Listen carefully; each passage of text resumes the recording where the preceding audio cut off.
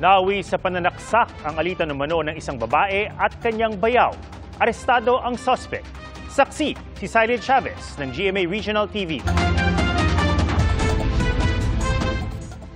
Agad dinala ng mga residente ng Santo Niño, Barangay Lapasan sa Cagayan de Oro City ang 37 anyos na babaeng biktima ng pananaksak sa lugar.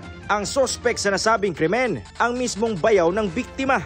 Ayon sa Agora Police Station, agad nilang inilunsad ang manhunt operation laban sa suspect. Sa tulong ng Barangay Tanod sa Lapasan, nahuli ang suspect malapit sa isang eskwelahan. Na-recover ng mga pulis ang kutsilyo na ginamit ng suspect sa krimen. Actually, sa base po sa statement sa tuang witness, before doon niya gidungga, gihapak pa niya og baso sa ulo ang biktima.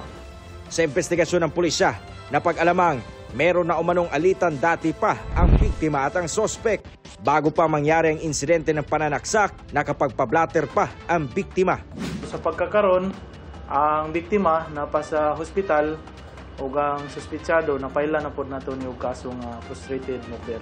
Sinubukan ng GMA Regional TV na makuha ang pahayag ng suspect, ngunit tumanggi siyang humarap sa kamera. Para sa GMA Integrated News, ako si Cyril Chavez ng GMA Regional TV, ang inyong saksi.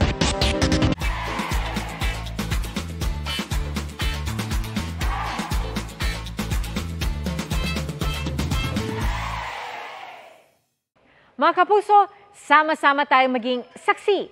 Mag-subscribe sa GMA Integrated News sa YouTube at para sa mga kapuso abroad, samahan niyo kami sa GMA Pinoy TV at sa www.gmanews.tv.